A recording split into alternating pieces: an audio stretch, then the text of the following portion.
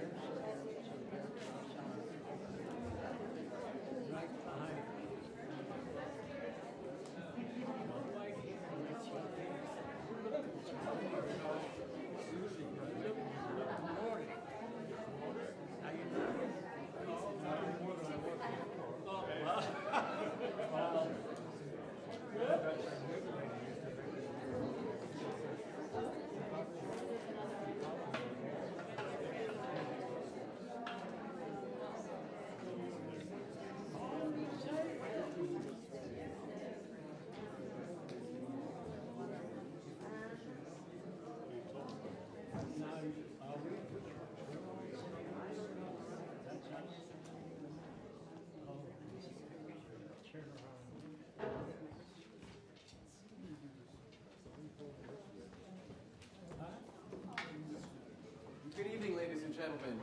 My name is Mark Skorka. I'm president of Opera America, and I am a proud alumnus of New York City Opera.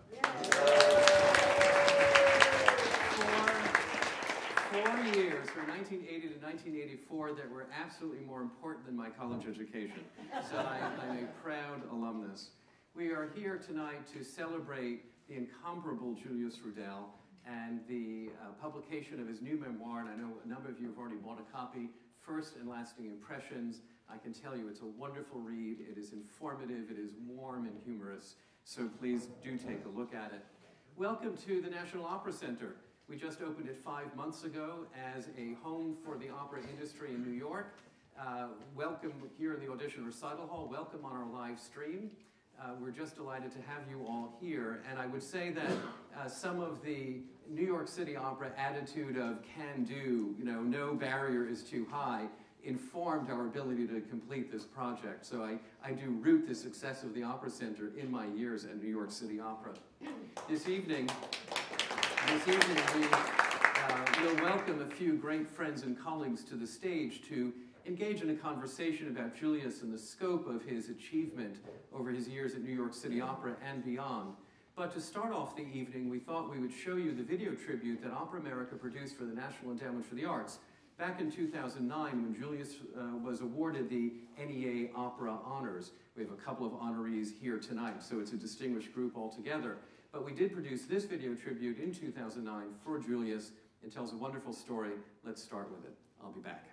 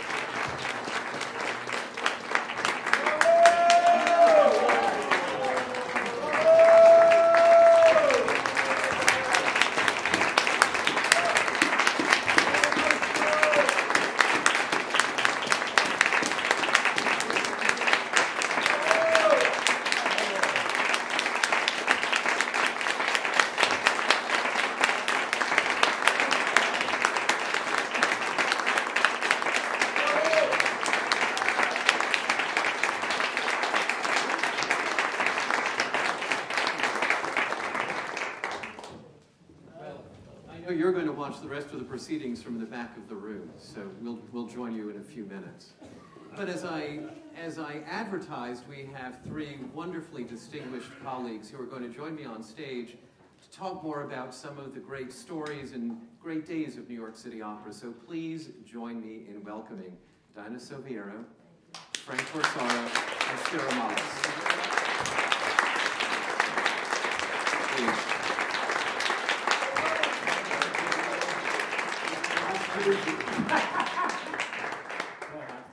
Rarely have... Where should I sit? You're the one should be directing. Where should I sit? Rarely have we had such a group of talented and lively personalities on our stage here at the Opera Center. I wanted to start with first impressions. First impressions of Julius. Spiro, when did you first audition for Julius? Well, 1961 and... yes.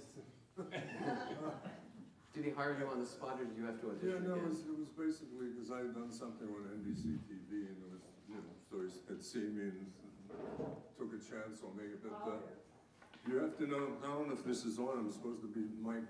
It is on, and I'll adjust it in a second if it doesn't work. But I mean, you know, I found him, you know, terrific, you know, and my, you know, that's the season I did Pooh and Memoir. And Joyce's first comment to me was, well, we think you have talent.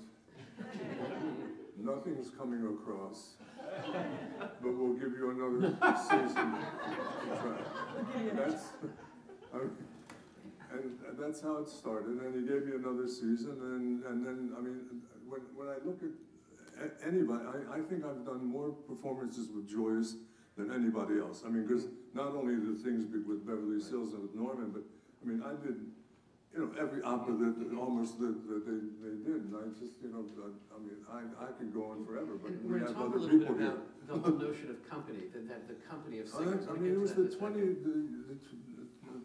most happy years of my life. I mean, it's just, you know, the being there and knowing that, you know, regardless of what, you had him in your corner. I mean, it was never, you know, I mean, his comments were, I mean,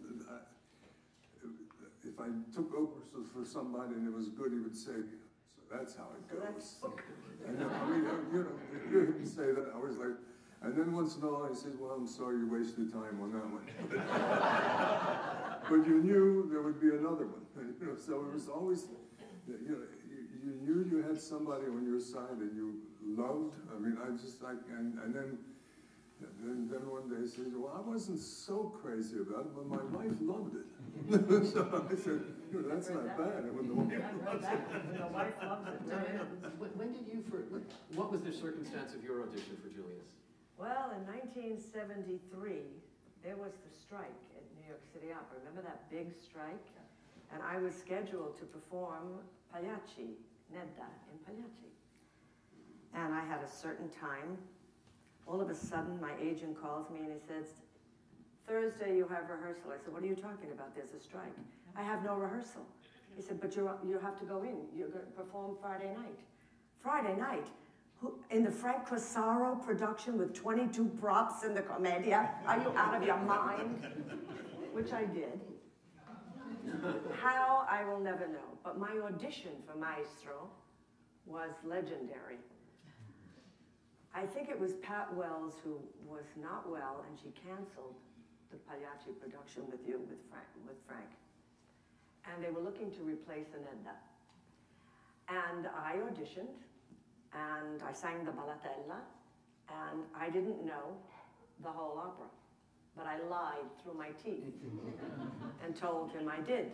And he said, really? He says, well, can you sing the end, No per mia madre? And I went, yes, No per mia madre. Oh, mama, where are you now? And I said, Maestro, I haven't done it in a while. Can I come back? He said, yes, come back. He knew I was lying through my teeth. He said, yes, come back and, you know, in a few days and sing it. So, of course, I didn't sleep for 3 days, memorized it, and then after I finished, he said, what are you doing in March? And I said, I have to check. And he looked at me and he said, you could be doing Nedda and Pagliacci. And that was the beginning of, I think, my life as an opera singer in the United States. Without the help of Maestro Rudel and the many, many, many performances in 13 years at the New York City Opera, built my courage, built my ability to be directed by anybody, because we very rarely had rehearsals. We all know we very rarely had rehearsals. Today, when my students will say to me, you know, I hadn't had an orchestra rehearsal, I haven't seen anything, I'm going, in my day. Who cared? Just get out there and do it. We had the nerve to just go out there and say, here I am, take me. It made us who we all are today. We look back and we were all, Julius had a talent for discovering stars. And everybody that he had under his wing really had a long career, and we're here to prove it. And thank you for that, Maestro. There's a wonderful quote. There's a wonderful quote I pulled out of the book, and the book is great fun to read. I recommend it very, very highly. It's just an aside, and Julius writes, 50 years ago we could mount a work from stem to stern in 3 or 4 months. Today it takes several years from the time an opera is planned to its much hyped opening night. Enough said. That is the paragraph in the book. Frank. Let me warn you that your name comes up in the book. I'm going to warn you that your name comes up in this book probably more than any other name. So just get ready for that. My book too. So, how did you first? Oh yeah, really? Yeah, it does. How did you first meet Julius? I'm gonna have to buy it. You're gonna have to buy it. How did you first meet Julius? What? How did you first meet Julius?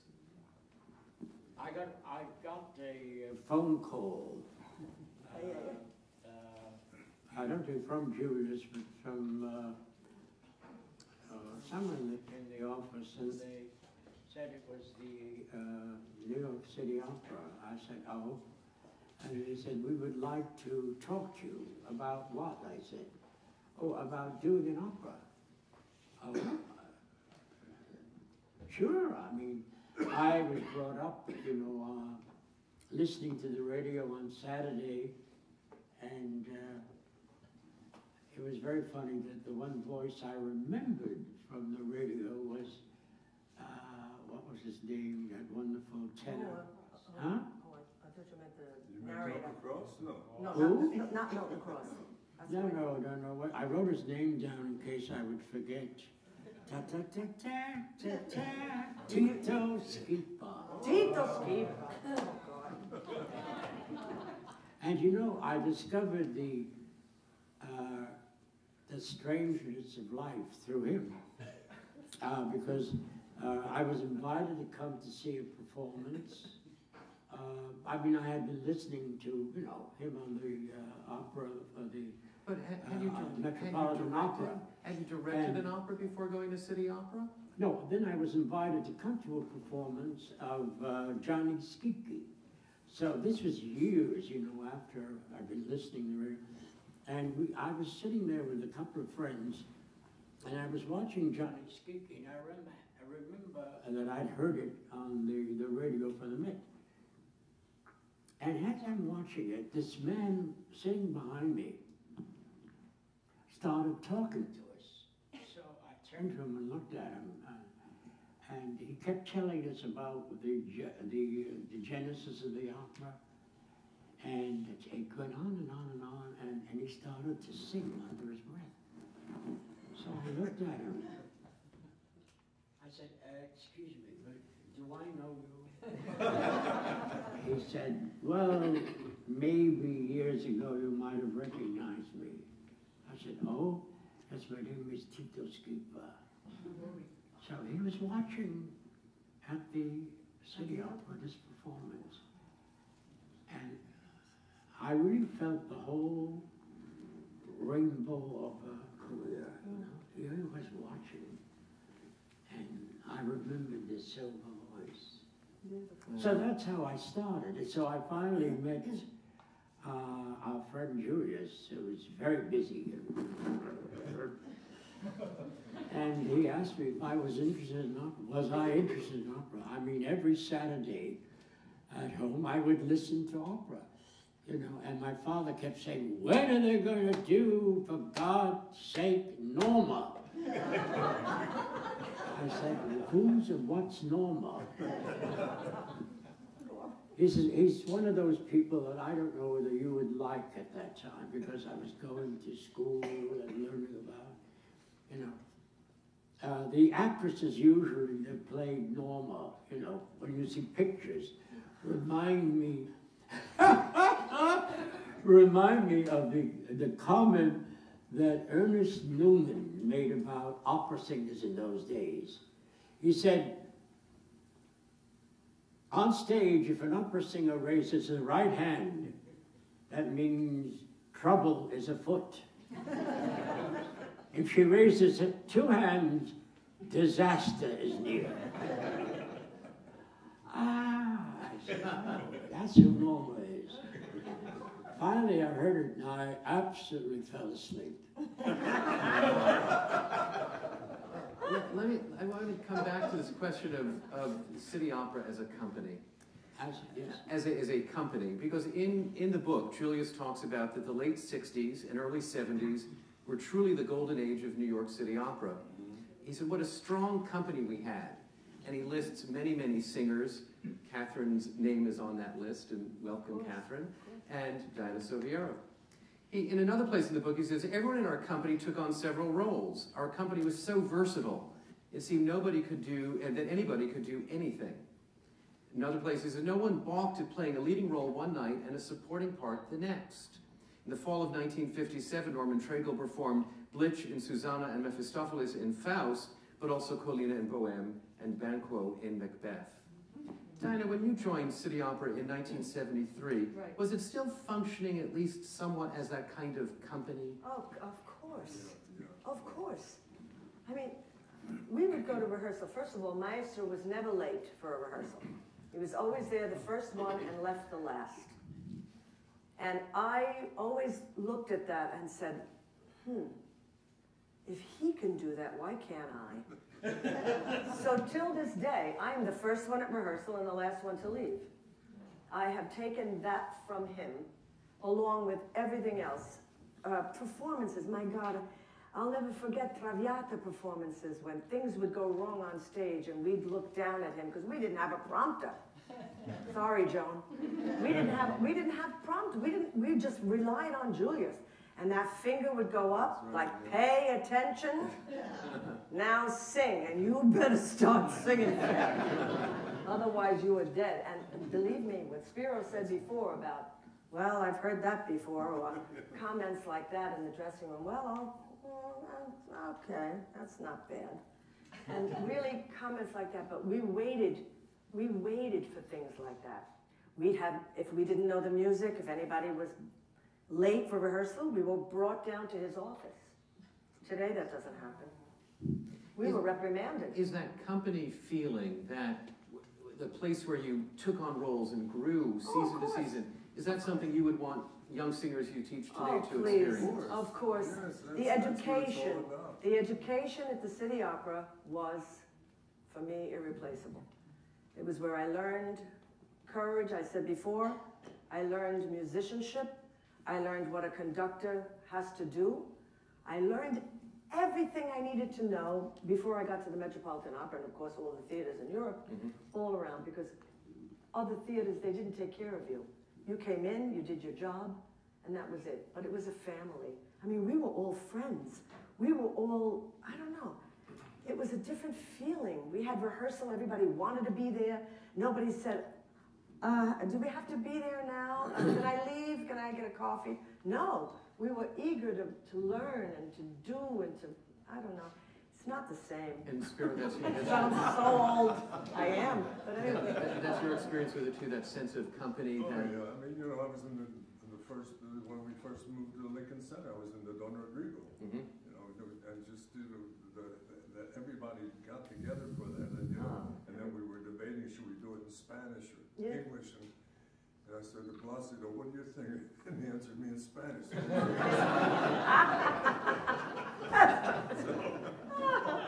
So I had to learn Rodrigo, whatever. Big roles, small roles, whatever the season filled out. Exactly. Also, I mean, stories. I mean, you know, so I was doing small roles and all, and then one day I had an appointment with Julius to sing for him. And it was, let's say it said at 3:30, and 3:30 came and he wasn't there. 4 o'clock came and he wasn't there. Uh-oh. And then he came in and he said, oh, you're still here. He was waiting for you to leave? He was not so anxious, but you know, my wife is a well-known teacher, and she had said, you know, you're better than what you're doing right now. So I put some things together, and I closed the door and I said, this is my half hour. And I did like this,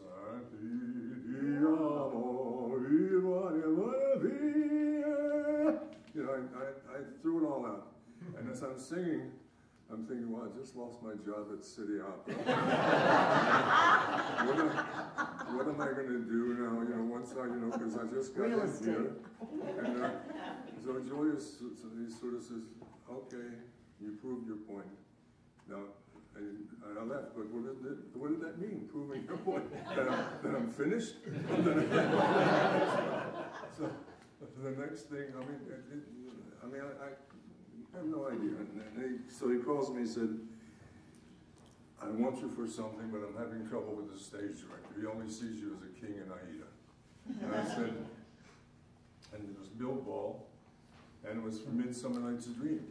And so I worked out a scene and did it for Bill Ball, and he said, okay, let's get to work. So, you know, because of Joyce, I had, you know, the New York premiere of doing Bottom in New York for Midsummer Night's Dream, and you know, from there on, I mean, you know, all I got were bigger roles. I mean, Julius Caesar's. I mean, and the only thing that bothered me is so many times I covered Norman Tragle. Now, you know, I weigh a little over 200. and Norman weighed about 137. I wished. And I would alternate with him in Coq d'Or. And at the end, this beautiful music. And they're carrying me off stage, and the guys are saying, where in the hell's Tragle tonight? Did you have to eat supper? And I was trying to be dead, and I'm laughing. Carrying on, and then there was one thing after another. Another time we had to do Capriccio. I mean, Capriccio, the bass role, I mean, is major. And I had 2 weeks to learn it. We were doing it in English. You know, and the conductor didn't want me. He went to Joyce and said, what do you think? Get rid of Miles, get rid of him. And Julius came to me and says, what do you think? I said, oh, it'd be terrific. And he believed me. And the thing is, you know, I swear, the curtain call came and I'm standing there, and I saw out of the corner of my eye Merzendorfer, the conductor, coming across stage. And I thought, oh my God, what's he gonna? He grabs me, he pushes me, and he says, you're a hero. You're fantastic. How did you do this? And it went on and on, but you know, Julius would have said, you know, he says he doesn't want you, you're out of it. But it turned out to be a lovely success for me. And I mean, what can everything, it's... You mentioned conductor. And you mentioned the Midsummer Night's Dream, which was actually in the international season. And one of the real highlights of reading the book is all of the information about the 3 American seasons. And the works that were performed, including The Ballad of Baby Doe, Regina, Susanna, The Good Soldier Schweik, The Taming of the Shrew, Lost in the Stars, Wuthering Heights, Maria Golovin, 6 Characters in Search of an Author, Street Scene, He Who Gets Slapped, and the list goes on. What's fascinating in the book is the list of pieces also that were thought about, so that it's really an incredible anthology of American opera, and many of the pieces that I don't know, but it's a list of what we should study and perhaps produce in this exploration of American opera. In the book, Julius says, our American season in spring 1958 was the first season of opera ever underwritten by a private foundation. I was acutely aware of the fact that we were breaking new ground both artistically and financially. This partnership was an enormous investment in time, talent, and money. An entire American season, 10 operas in a 5-week period. There was a second American opera season, the third season, but then Julius says in the book, before our final American season and tour, because these American operas toured, it's fascinating to hear how much touring City Opera actually did, not just the old Los Angeles season, but how much touring City Opera did. You should still do it. Before they came to it, I had come up with another idea that I hope would appeal to the Ford Foundation. I took my cue from Rolf Lieberman, the director of the Hamburg Opera, who would occasionally schedule a week of 20th century operas. But I wanted to do something on a much larger scale. 5 weeks of 20th century European and American works. We don't want to present American creative output in a hothouse, Julius wrote, carefully nurtured but protected from competition. I want them to be performed against Poulenc, Prokofiev, Shostakovich, and others. And Spiro, you were in the Midsummer Night's Dream of that season with Marlena, along with Tatiana Trianos. What was it like to be a young singer? Did you know you were making history at the time of these incredible seasons? Well, all I know is I've never had applause like that since. I mean, I went on the stage and it threw me. I said, "Oh, I like this business." I was not aware of that. I just thought, it was hard enough trying to learn the art because Midsummer Night's Dream. But to be also listen to Tatiana and hearing the way that's something special. Now, that's just Greek. I said, that's not bad. Greek with the Greek, and you hear someone and she says, well, it's not working out so well right here. I'm going to Europe. And, 6 months later, her name was all over the world. But, she got her start right at City Opera doing, I don't know what else she might have done it. I'm trying. What else she did with Marina and Boris Goodenough. Oh, that's right. She also did Desideria at the St. Louis Street. Yeah. Oh, okay, because I didn't know, but, there was... Maybe that was all, right? I don't know. She did small worlds too. We have a virtual almanac here in the Opera Center. It was a stepping stone to the Metropolitan Opera in those Oh, days, yeah, too. yeah. I mean, we all vied for City Opera, and if we were good enough, we knew eventually they would call us to work. And I remember years ago, they were doing new productions of Traviata, Turandot, and we would get reviewed, the New York City Opera would get reviewed that the New York City Opera gave better performances, you remember this, many, many times than the Metropolitan Opera in those days. We were really, productions were fabulous, directors, conductors. Every time I turned around, I had a different director, different conductor. It was really exciting.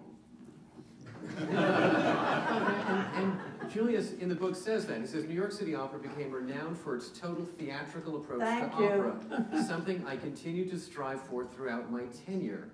And as I said, Frank, your name is mentioned a whole lot here. Again. Frank. So, Frank, you've worked with other general directors. Was Julius unusual in his theatrical sense that was in addition to his musical sense? How do we? Was Julius just theatrically talented as he was musically talented? Did he have great theatrical sense? If it wasn't for his natural instinct and his willingness to take chances, this company would never have quite reached where it did. He took chances on works that nobody knew they existed. The Metropolis what? The Macropolis what? Yeah. A Delius, Romeo and Juliet? Yes, I mean, where are these things coming from? And the fact that he was willing to produce them meant something enormous. I know we took it as a great delight, you know, to see these new works, but he was taking a great chance, not only with the hidden classics, but with the many, many, many American operas that were just coming up like mushrooms. And we will have to be very careful about the nature of the poison that they It was very interesting. In the book, it said that the Ford, and I didn't know this, the Ford Foundation grant one year for one of the American seasons included money to bring 30 composer librettists from around the country to New York to witness the opera company in operation. The book doesn't say who those 30 were, and I'd be so curious to know, I'll find out, who those 30 composer librettists were who came in to witness one of the American opera seasons. But in the book, it also talks about how much money you did not have to spend on production. In talking about the new production of Susanna, Julius writes, "You graciously agreed to stage a new production of Susanna using just trees, a brook, a little bridge, and a small cabin. It was simplicity itself."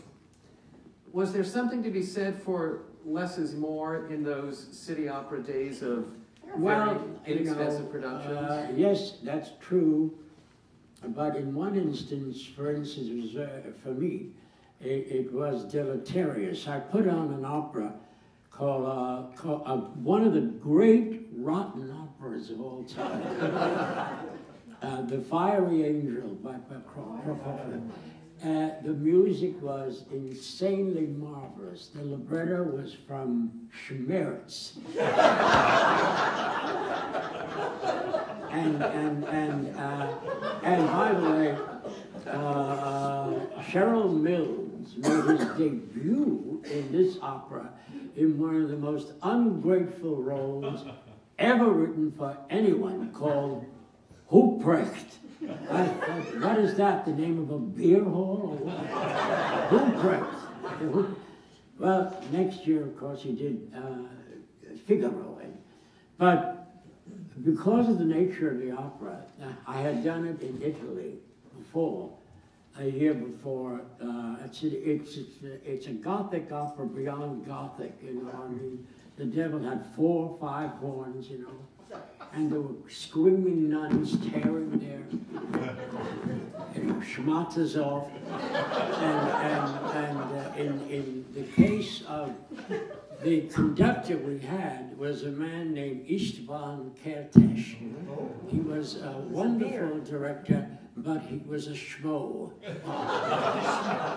He was, because he paid no attention to anyone. He didn't understand English, you know, and so we used to have fun with him. I'd say, "Hey, Istvan, go yourself." And he'd go, "Thank you." I'm not kidding.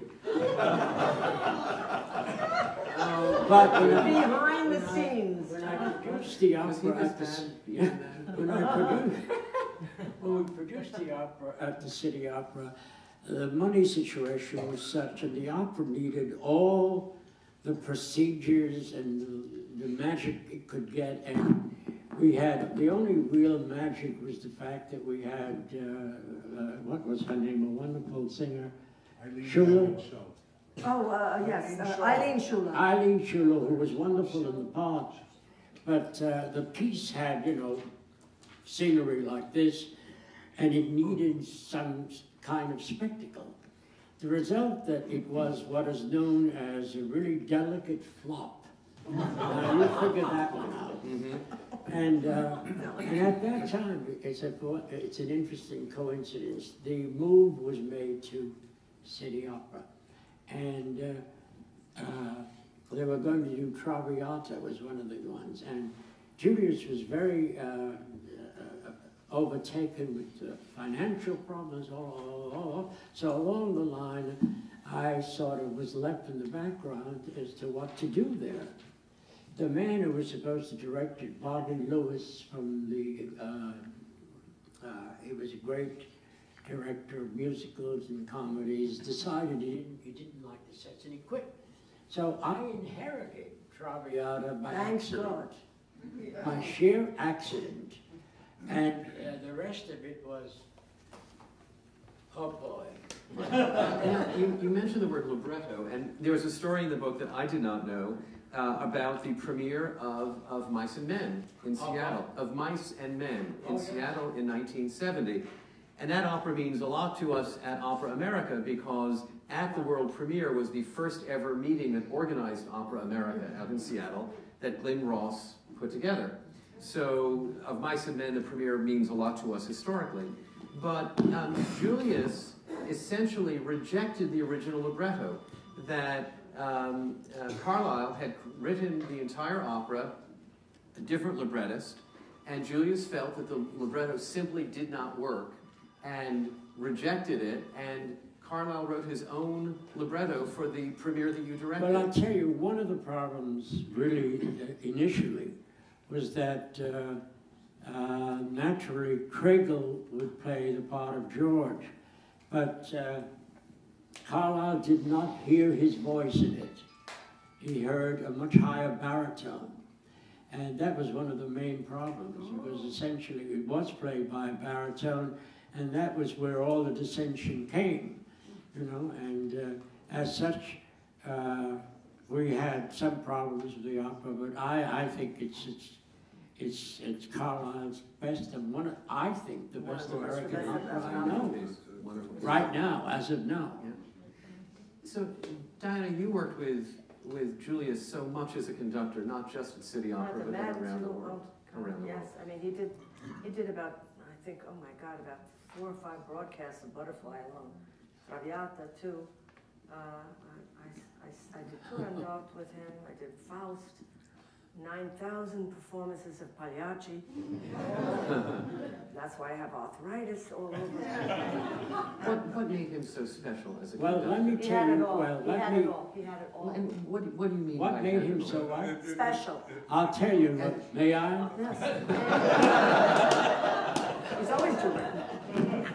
I love you. Go ahead. During Traviata, we had an old, sort of wonderful Italian Yenta director, you know, Patanè, Oh, yes. who was quiet, but he had a fist. And throughout the rehearsals, I mean, things were happening which he just did not comprehend, you know, what was going on here. And Julius constantly was there, reinforcing the fact that this was something new. Oh, no, go! You know, you hear it yelling. So it came to the opening night, just before the opening night, I had decided something about a pantomime just before the third act, final act. And Patanè threw his baton to the floor and said, "That's my music!" So I looked at Julius, I said, "Is his I thought it music?" belonged to Verdi. I said, "Is his music?" So he said, I mean, you know, gave me the look. So he said, "Yes, maestro. Yes, by all means." Oh, well, he's ready. But then afterwards, he went to Julius and said, "I will not have that pause by Before Rigoletto." Estrano. Before Estrano. Yes. Lunghissimo. So he came to me and he said, "What are you going to do about it?" I said, "Nothing." He said, "Why?" "Because he can't start until she starts." That's right. So I said, always practical. Always I said, "Okay, screw him." On opening night, Julius was back with me in the Observers, and came the moment supreme en classe, where she is quiet, and Pat was great. Oh, I she's said, fabulous. "Take your time." And here she's taking her time. It was beautiful. I mean, beautifully acted. Patanè is standing. She's on the stage. He's standing sideways. waiting. Waiting. And Julius is in the box with me. And he holds me, he says, Sit down. you know, it's interesting. I don't know how long could you hold it. I said, leave her alone. She's fine. She's fine. And he's holding me, and he said, they're very quiet. And very, very Did she interesting. forget the line? And he looked at me and he said, it works. And it worked. The next year, Patsone proposed to marry me. With Madame Butterfly. Oh, it's so funny. That's fabulous, because that was long. I'm going to say something. Matthew. This is a cue I have to Whoa, say. Frank Corsaro and Julius Rudel had the What? guts to follow their instincts on that Traviata.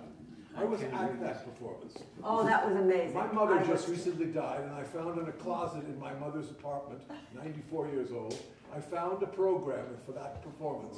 September 21st, 1966, signed by Patricia Brooks and Placido Domingo. Patty. And I remember very well that pause and how the audience became so silent and so completely concentrated. It was the most important and revolutionary moment in opera in America. And I tell you something, to this day, all the internet people talk about that Traviata as being That's fabulous. artistically one of the I'm most missing this. I important bet the wall events is eating it up. in the entire history of the city opera and the entire history of American opera. So We here say we that have it's two men legendary. who made it happen. Oh, Mr. legendary. Corsaro and Mr. Rudel. Wow. Bravo!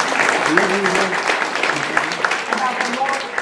Oh, It's all over the internet. Just, I I'll mean, tell you later. just say thank you, Matthew. for instance, you know, what was interesting, why I went after Traviata that way, is that, you know, when it was originally done, Verdi had a tabaletta playing Violetta.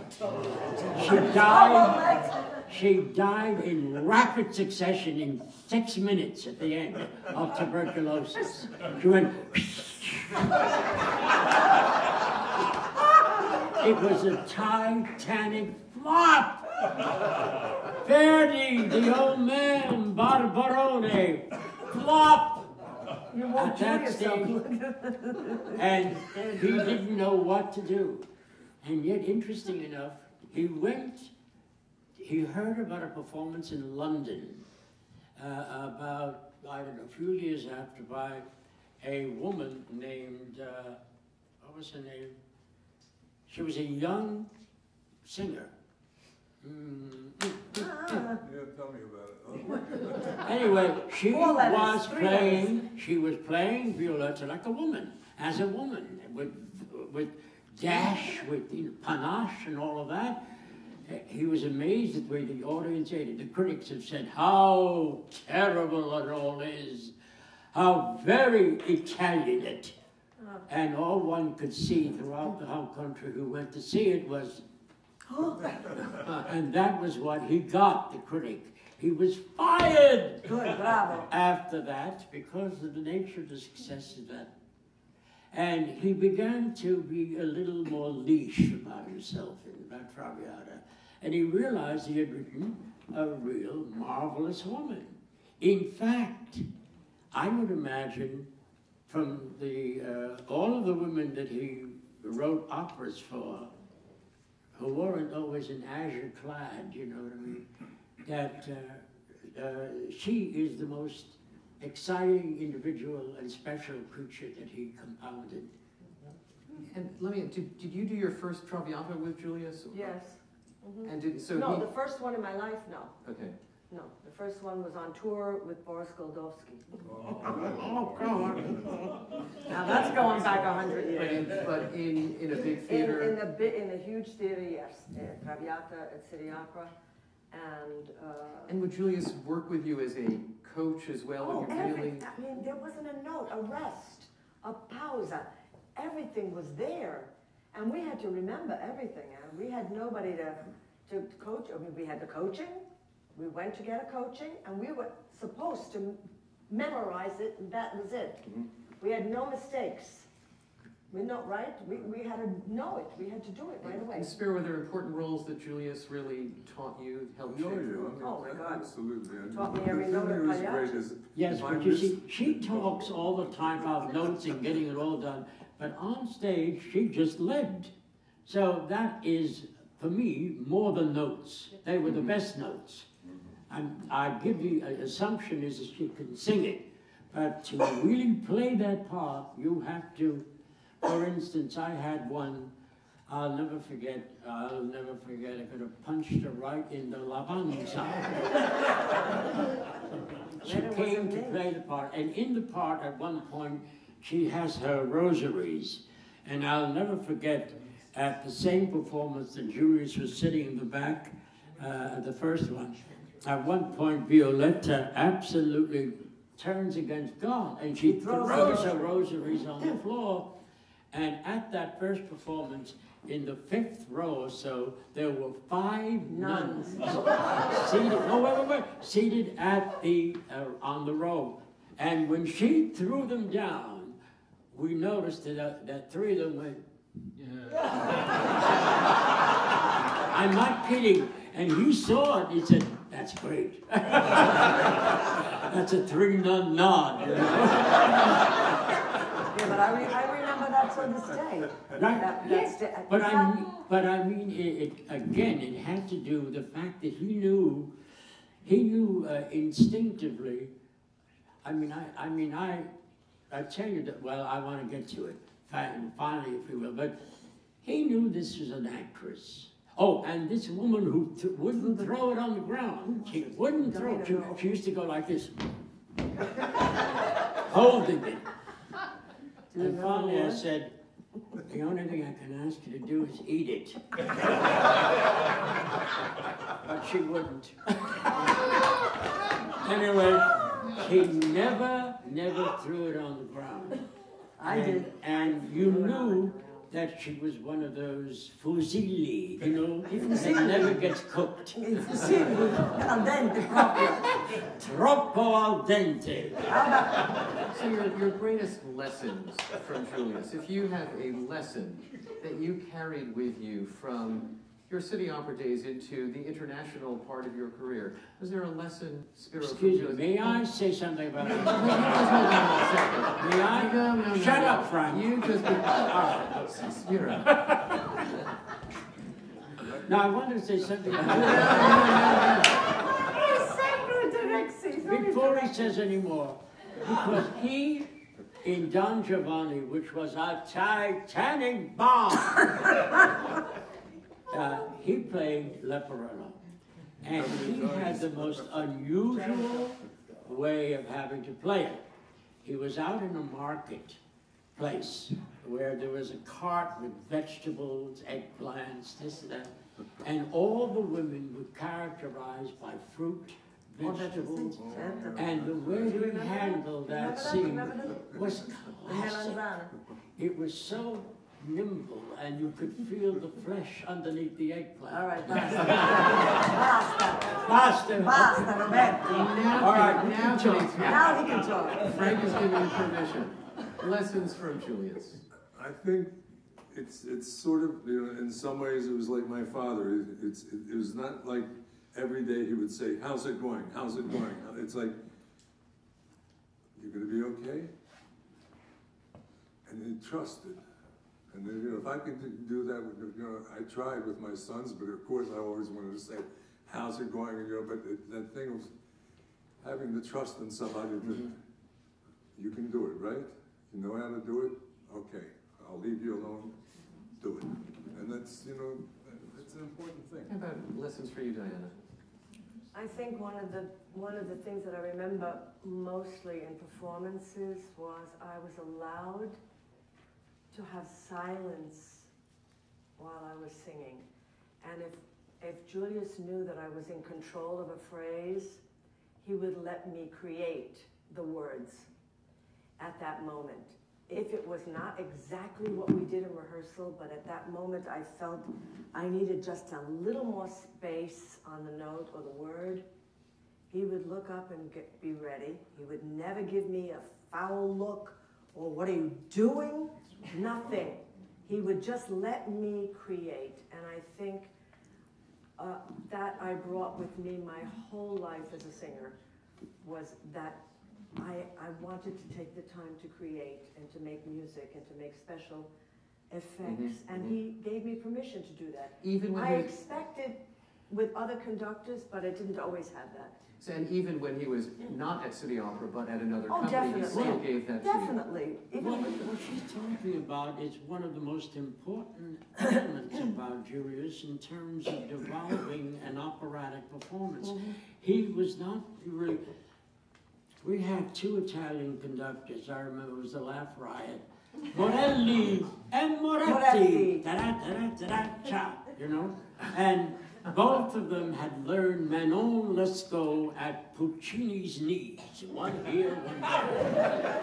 One of them had learned, never mind the singer. there's no... They follow, they have to follow my beat. He never looked at them. The other one was in air. Morelli.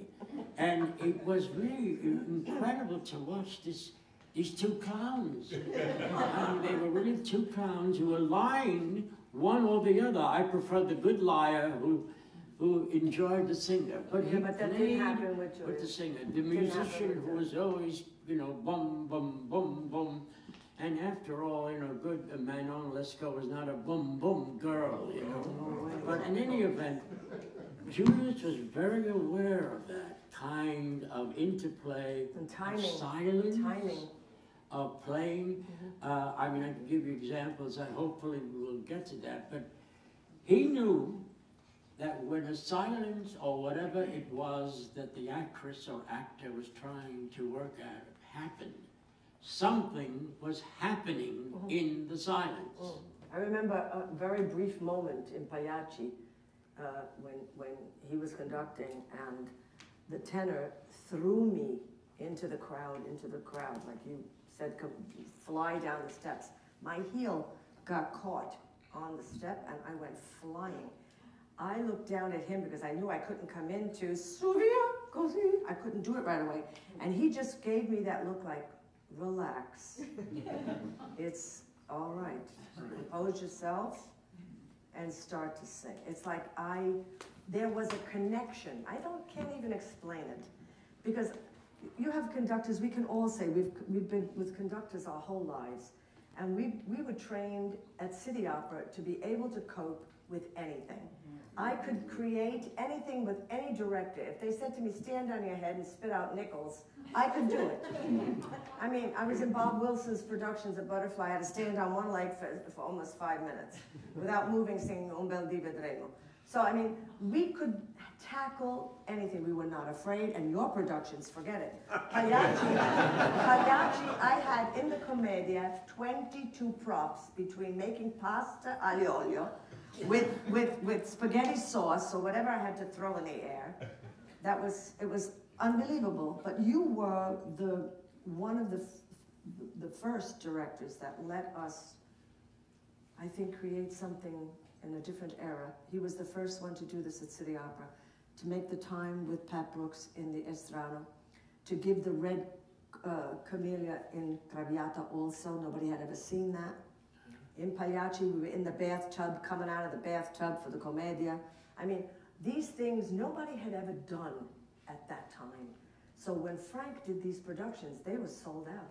And Julia conducting, I mean, we had a great cast all the time, all of us. I mean, it was just, and again, we have to thank this man because he discovered stars. He had the ability to do that with all of us, directors, conductors, everybody. It was the marvelous blending of really music and drama. Theater. And we were, in that sense, creating a kind of national, I think, and I mean this sincerely, it is the only national opera, and I mean it, representing the American scene and the talent that was there that I have been witness to. And I've seen an awful lot of it, you know. But also, you know, we had... None of them had the sense of instant happening. people backstage. I mean, Ruth Hyder, Kathy Yes. Parsons, Steve. I Yes. mean, we had And Joe there was- Dornaman here, It was all prompting them family. from We're that. talking about family. You know, I mean, he created in such a way that you know that's the office staff, and this is this, and it was. We were all, you know, all together. Those times are over. I So, know. la commedia è già finita. The commedia. It's just such a profound sense that we get from you of what it was like to be at City Opera It in was a those special golden time in years. all of our lives. I mean, it made our lives. Who was the conductor that did the trio in John Giovanni? Oh, wait. Moderna. Oh, I have another one for you. Nello Santi. Who? No. La Selva, Vinny La Selva. Dominic Cosa, me. I forgot almighty. I'm trying to think of everybody singing. E vi hai pensierati bicchieri? Beviamo, beviamo. And all of a sudden, we all looked at each other and we said, were we supposed to sing that? It went so fast. E vi hai pensierati bicchieri? We looked at each other and we went, Did it change in any profound way from City Center when you then went to New York State Theater? I don't know. Or did the spirit carry? No, it came with us, and it was you know, wonderful. I think, from my point of view, in terms of stage production, the most remarkable experience I had with Julius is when I did Peleas and Melisande. oh, I remember First that. of all, I went to him, and I heard he wanted to do it. And I walked into his office, and he said, oh, we'll talk. And I said, okay, I'll tell you why I came. I want to do Peleas. You want to do Peleas? Why? I think it's an enormous opera. I love it, and I want to do it. He said, what are you going to do with it? I mean, it's... I said, exactly, but in that... So he looked at me. He said, you know what? You're going to do Peleas. Now, why I'm saying is that he watched a process that was both theatrical and yet musical. Peleas is a slow burn. By that I mean the fuse blows very slowly and then explodes. So what I did is I directed Peleas very realistically, as if it was the most, you know, verismo opera. And he said, what are you going to do with that? I said, watch, please watch. So they all did that, and then little by little, what I did is I put a damper on their emotion. They could not express it. They had to hold it, but they had to maintain it. Good. And then I put, finally, when I got that, I put a veil in front of it. But the pauses, the silences were enormous. There was an exit by Peleas and Melisande the first time they meet, in which there was a wonderful dulcet flute duet. He understood it thoroughly. They finished singing on stage. The flute duet was over. He waited until they quietly walked off before he started. Because it was filled with that. Did Julius ever say no to you? Are you kidding? He said no to me. What did he say no to you? What did he say no to you then? Oh, I don't know. I would want to hold notes longer, and he'd go, We had a great disaster between us, Don Giovanni. Attenzione. Well, there was a big problem there. We both agreed to it later. And that was that he wanted to do it both in Italian and in English. And he wanted to have the singers in one, like who would play Donna Anna, would play Donna Elvira in the other one. The only problem was the amount of time we had, and also the fact that in English, it was a different opera. The Martins had translated it so idiosyncratically that it didn't make sense. So I never finished the Italian. And Bruno Maderna had a kind of concertante sense of it, as if everyone was a woodwind. You know what I mean? And had to sing rapidly, as if it were not a voice, but an instrument. And that was his concept. And on opening night, we got, we had a boo-boo and I couldn't resist it. I'm sorry, I couldn't resist. I walked out on stage, and Julius was waiting in the wings. He was looking at me. He says, Frank, what are you going to do? So all I did, I went to the audience and I went.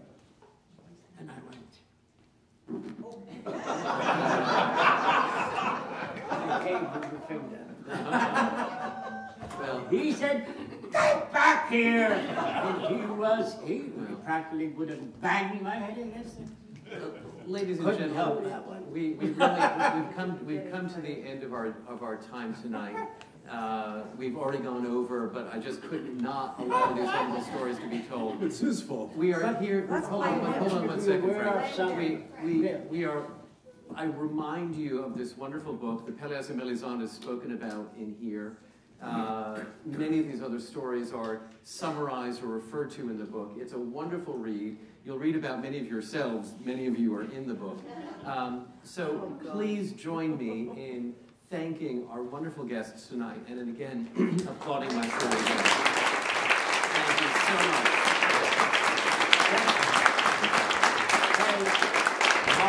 Mark, can I just add one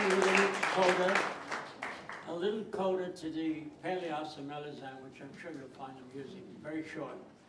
After the opening night of it, the New York Times reported that there was a couple in the mezzanine who was watching the opera, and a man and woman, and the woman was looking at us as we took our curtain calls with binoculars. And when I came out and took my curtain calls, she said, I think that's Debussy. Her husband took the binoculars, looked, yep, that's him. By way of drawing our evening to a close, let me just thank the Juilliard Bookstore for being on hand. They are the purveyors of the books this evening. Many of you also have supported the naming of the Julius Rudel Archive here at the National Opera Center. It's upstairs on the 8th floor, and if anyone wants to go upstairs and see in our library where the Julius Rudel Archive is, you're more than welcome to do so. Please feel free to walk around, to catch up with one another. This is a bit of a reunion, so enjoy, and thank you so much for being with us tonight. Thank you so much.